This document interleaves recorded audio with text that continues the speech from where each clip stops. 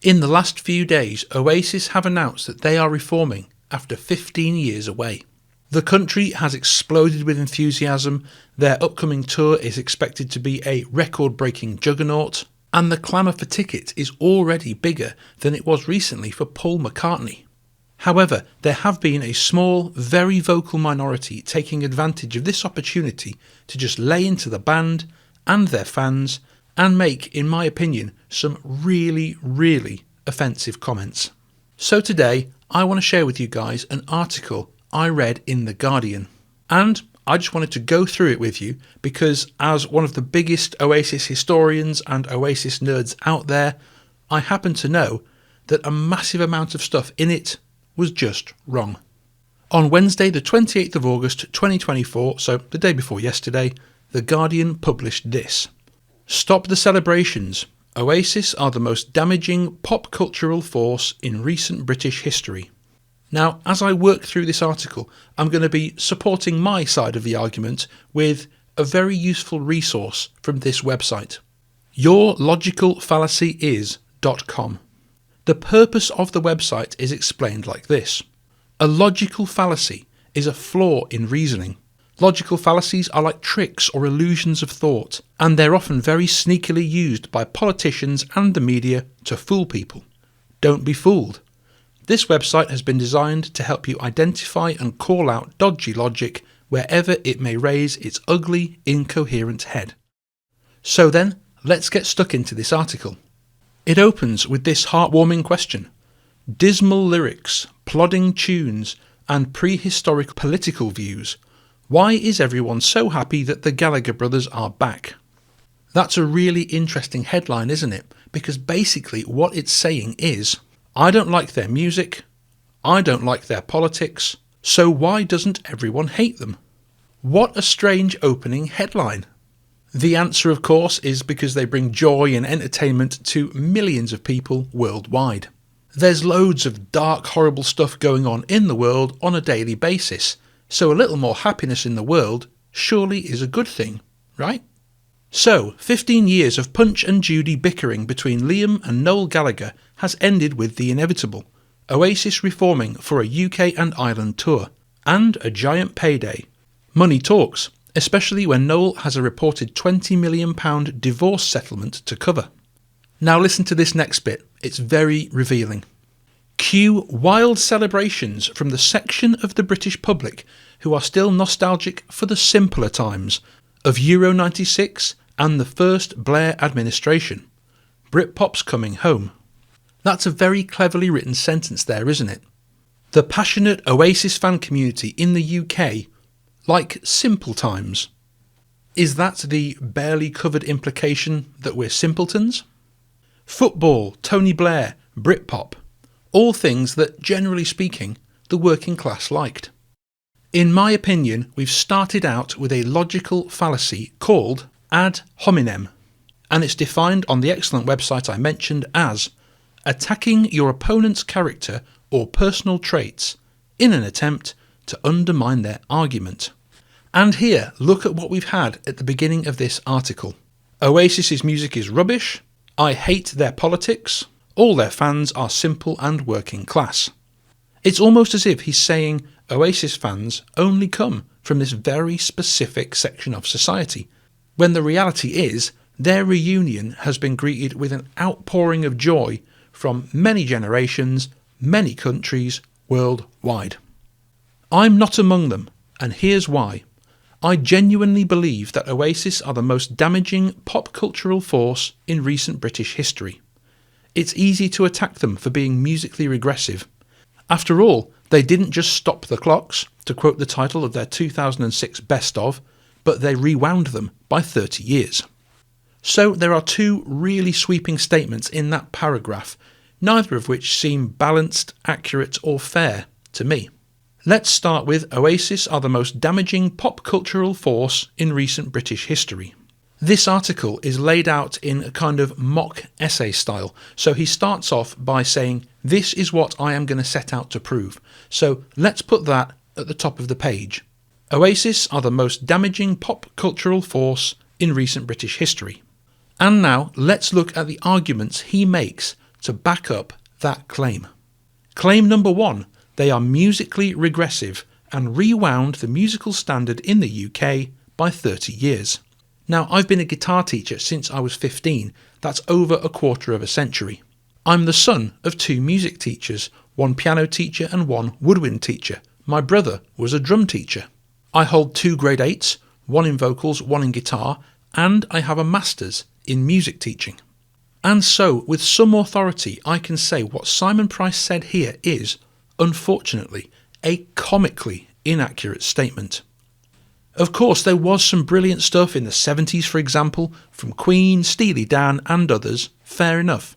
But literally, on paper, in a musical sense, the British pop music compositions that came out in the 60s and the 90s were light years ahead of anything we have today.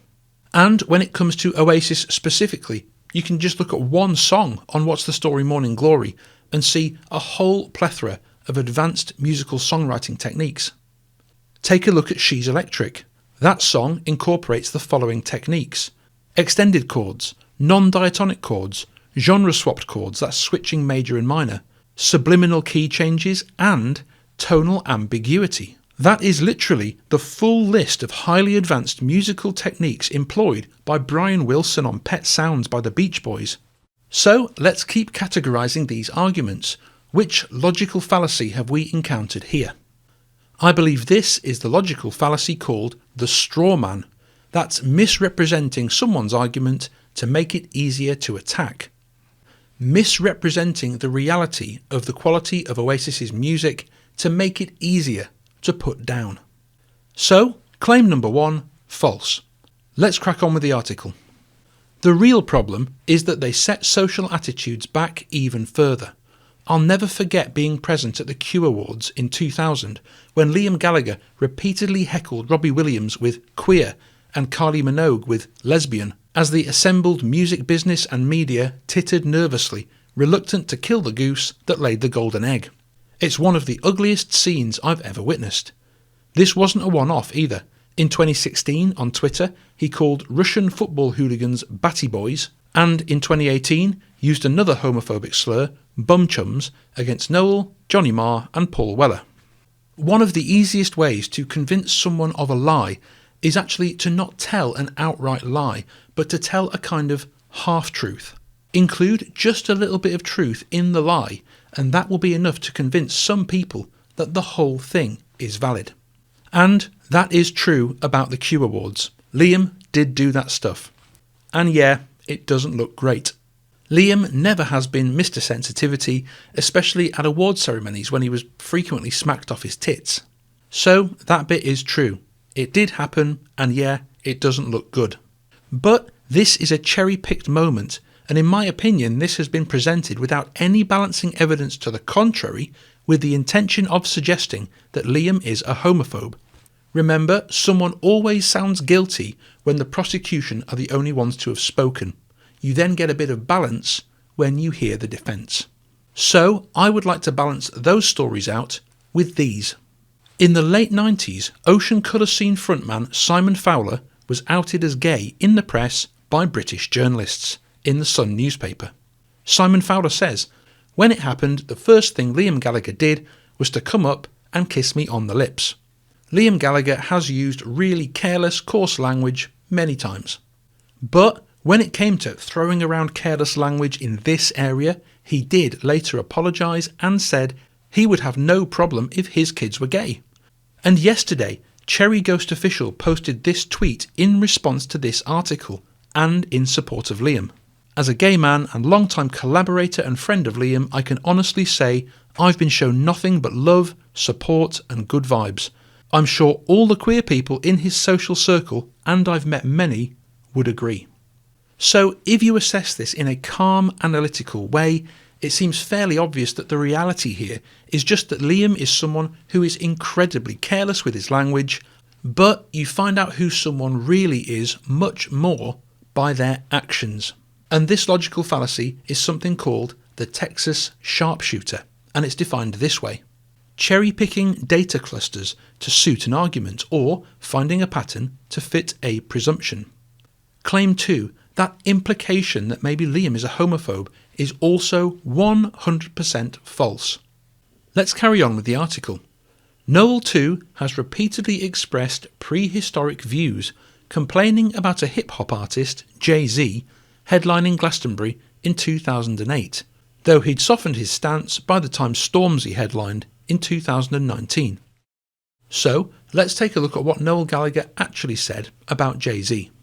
Noel Gallagher, the notoriously outspoken Oasis guitarist, criticised the organisers of the Glastonbury Festival yesterday for featuring the American rapper Jay-Z as a headlining act, declaring hip-hop wrong for the annual event. Saying that the festival was built on a tradition of guitar music, Gallagher said that the scheduled appearance of a rap star on the central pyramid stage could be the reason why tickets for the summer festival had not yet sold out. If it ain't broke, don't fix it, he said. If you start to break it, then people aren't going to go. I'm sorry, but Jay-Z? No chance. Gallagher added, Glastonbury has a tradition of guitar music, and even when they throw the odd curveball in on a Sunday night, you go, Kylie Minogue? I don't know about it, but I'm not having hip-hop at Glastonbury. It's wrong. So here's a little bit of context to that. Glastonbury did used to be a place that really championed guitar bands, and particularly homegrown British ones. But sadly, as founder Michael Eavis stepped back from the helm, that original commitment and sense that this was a home festival for British indie bands began to get eroded. And slowly but surely, fans of British guitar music, like myself, began to switch off and tune out. As Michael Eavis's influence waned, and as Glastonbury began to sort of change its focus, many British bands felt a little bit stabbed in the back, and all of a sudden, a little bit homeless. As if the biggest rock and roll festival in the country had now disowned them. And I think Noel, as a massive champion of homegrown working class British guitar music, could see this and was disappointed. And you know what? That's fair enough. Rolling Loud is the biggest hip-hop festival in the world. Don't you think hip-hop diehards would feel a little bit betrayed and a bit disowned by their festival if all of a sudden Oasis were the headliners? Of course they would. It's always been a hip-hop festival, and they would be right to feel that way. And so, the same applies in reverse. Here Noel is saying he's not into hip-hop and wants the British guitar music scene to be prioritised and protected. And he is 100% right. The British guitar scene should be prioritised somewhere. If not here, where? It should have somewhere that feels like home, because it's precious and it is under threat. And it's worth pointing out that disliking any musical style has nothing to do with the content of your character. I don't like hip-hop at all, but I've got no problem with any hip-hop artist. I hate country and western as well. So what? It's just a musical preference. Noel's concern for the representation of British guitar bands was bang on. Just look at how he's been vindicated over time. They've all been forgotten and abandoned by the mainstream media for years now. When was the last time a British guitar band broke through to the mainstream with the support of Glastonbury, BBC and the NME? It's been ages. It's been far too long. Noel's concern was well founded, and in my opinion, history has shown that to be true. Claim number 3, that Noel is prehistoric for disliking hip-hop, false. Let's carry on with the article, but I just want to give you a heads up, it gets really, really offensive at this point.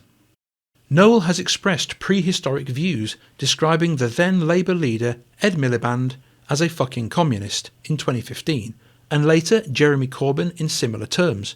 In 2021, he appeared on the front page of The Sun calling Prince Harry an effing woke snowflake, and in 2024 complained about Glastonbury becoming too woke. Hint, when anyone uses the word woke as an insult, they are immediately emblazoning another word across their own forehead, which also begins with a W.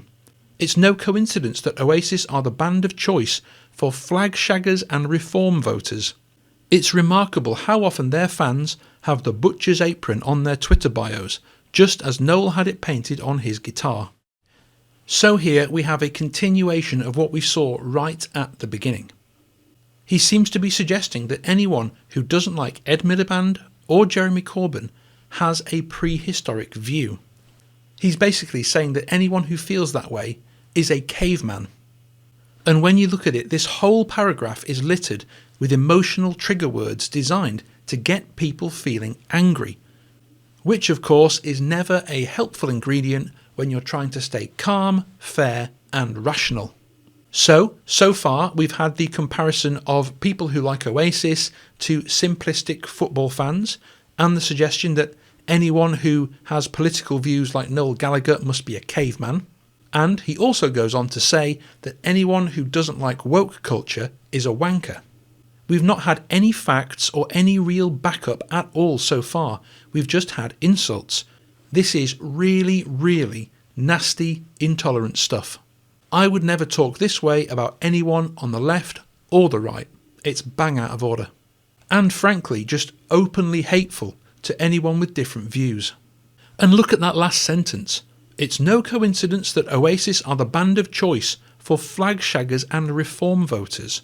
It's remarkable how often their fans have the butcher's apron on their Twitter bios, just as Noel had it painted on his guitar.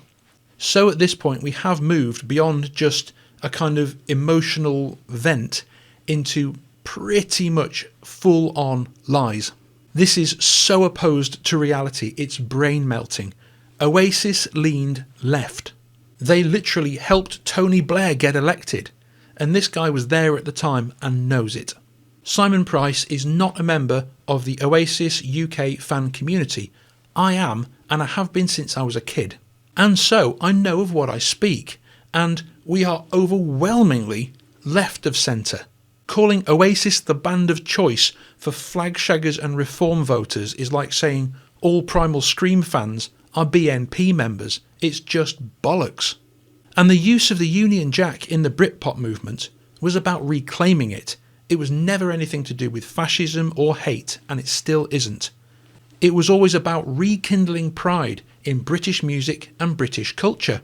It was about turning away from the dark associations of the past and looking forward to something hopeful and new. So what the fuck are you on about? Thus far, Simon Price has said that we in the Oasis fan community are simplistic, far-right, caveman flag shaggers. I am none of those things, nor do I know any Oasis fans who are. The logical fallacy we have encountered here is called the appeal to emotion, manipulating an emotional response in place of a valid or compelling argument. So, claim number 4, Oasis are the band of the far right. False. Oasis and the Oasis fan community have always leaned left of centre, and still do to this day. Let's carry on.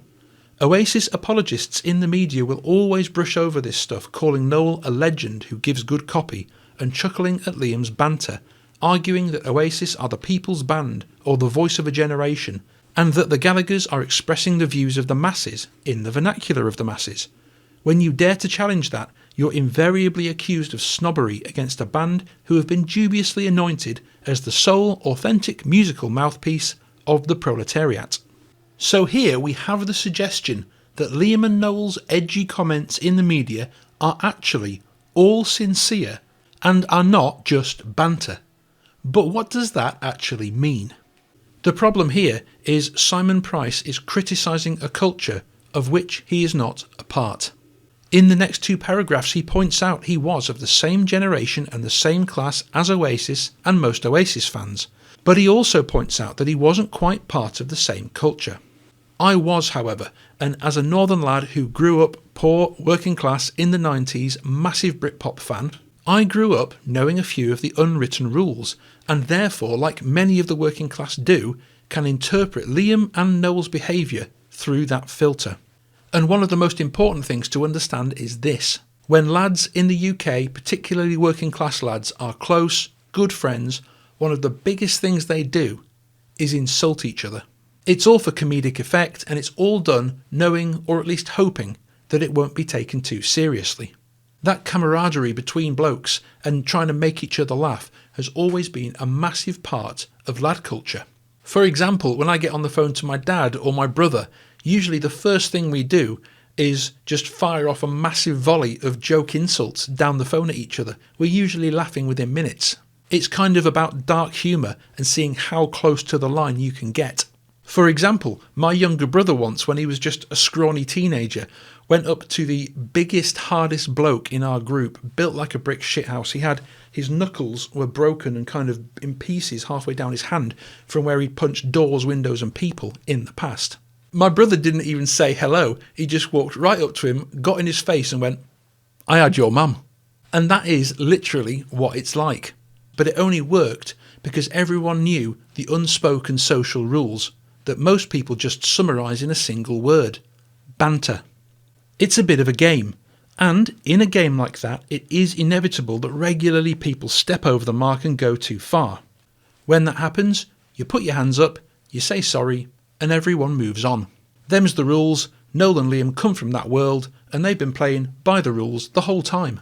And on the occasions in the past where they have taken the edgemanship, the brinksmanship a bit too far, usually they have put their hands up and apologised. But stuff like that is very easy to take out of context, especially if you are not a member of that culture. It's like going to see a comedian who does dark, edgy stuff and then reporting one line from their act in a newspaper with no context, with the added implication that they were dead serious when they said it and meant every word, which is almost never actually the case. One of the frustrating things about UK lad culture is it does not translate very easily into almost any adjacent cultures. I lived in America for 5 years working as a musician, and that rough and tumble kind of camaraderie between blokes that exists in the UK just did not exist in the part of America where I lived. So I kind of went in there and was like a bull in a china shop at first. It just didn't translate. And by his own admission, this journalist, Simon Price, is also from an adjacent culture, albeit one here in the UK. And he too is reacting angrily to something he doesn't understand. This logical fallacy is one called begging the question, a circular argument in which the conclusion is included in the premise. Oasis are bad, as you can see from their comments, and you know these comments were meant to be taken badly because, as we have already established, Oasis are bad. It's a nonsense circle. So, claim number 5, we have the implication that Oasis meant everything they ever said. It wasn't just banter, but that's false. Banter and shit-talking is just part of the culture, whether you like it or not. And if you're not part of that culture, be careful before you pass judgment, especially if you don't like it when others pass judgment on yours. But the real irony of this article is that he is claiming that Oasis are a threat to his cultural world whilst simultaneously, brutally attacking the one that I come from. I found the article amusing, ironic and really sad. Oasis have been presented as the true voice of the council estates from the very start of their career. But what of their less stereotypical but equally working class 90s contemporaries? Don't they count? No band was more aware of class politics than Sheffield's Pulp, for example, but Pulp were arty and sang about outsiderdom and dressed like Oxfam dandies instead of Arndale Centre townies, so they're considered somehow less real than their Mancunian peers. Meanwhile, the Manic Street Preachers are as working class as they come, but refused to conform to lads clichés. They played with androgyny and homoeroticism and wore their state education on their leopard print sleeves. Pulp and the Manic Street Preachers were great, and if someone felt more represented by them, that's cool, nothing wrong with that. They were both top bands with their own unique styles. So why is it so wrong that people like me felt represented by Oasis, who were more my style and from my world? There is no one right and wrong here. It's okay to have everyone represented, surely. But here we have the style of the Manics and Pulp being represented as somehow good, whereas Oasis and the culture they represented as somehow bad. I'm from that culture. I love it, I'm proud of it, and I will be till I die. The British working class are the best, most decent people I've ever known in my entire life, and I make no apology for that. And so now we've come to the final bit, and the article ends with just basically 2 paragraphs of insults, so here we go. The Gallagher's knuckle-dragging ideas on sexuality and politics arguably shouldn't matter. We're all familiar with the concept of separating the art from the artist, although everyone's mileage varies on where to set the line in the sand. But the art needs to at least be good. Oasis, memorably described by the late great Neil Kulkarni as the English Rock Defence League, offer nothing but a sludgy, trudgy, brontosaurus-bottomed waddle, perfect for that adult nappy gait so beloved of their singer and fans. Lyrically too, they're dismal. The promisingly mischievous Elsa Alka-Seltzer rhyme of debut single Supersonic soon gave way to dull platitudes that might as well have been written by AI. But the problem is the music. Oasis don't do fast songs. Noel plays his guitar as if he's scared it will break, and Oasis's funkless, sexless plod is always carefully pitched below the velocity at which fluid dynamics dictate that you might spill your lager. Is there anything more useless than a rock band that doesn't rock? This is just, sadly, insults. There's very little here that's actually worth responding to. It could all be summed up very neatly with just one sentence. I don't like them, and I don't like their music. And if you don't like someone's music, that's okay. It's not for you. And it is a little bit galling to read all this from someone who just, a few paragraphs earlier, suggested Noel Gallagher was a bad person for disliking Jay-Z. There is no music that has ever been made that everybody likes. Music tastes are incredibly personal and subjective. If you hate Oasis, that's fine. It's not for you. But the millions of decent, kind, ordinary people who love it do like it. It makes them happy. So what's wrong with that? Simon Price, I wish that somewhere in amongst all of this hateful stuff, you could find the heart to at least be happy that Oasis brings so many of the rest of us joy. I've got no beef with you loving the Manics and Pulp. I think they're great as well. So why can't you be happy for me, loving Oasis and feeling represented by them? Is your culture good and mine is bad? So, as you can see, we've had the point the journalist set out to prove, and unfortunately he used logical fallacies as evidence to support that point. And so, in my opinion, almost every point in the whole article can just be written off as wrong. And yes, it is presented as an opinion piece, but it doesn't just attack Oasis, it also says this about Oasis fans. We are nostalgic for simple times. Any who don't like woke culture are wankers. He calls Oasis fans flag shaggers and reform voters. He calls us apologists for caveman-like ideas on sexuality and politics, and says that we apparently walk with an adult nappy gait, implying that we are also overgrown babies.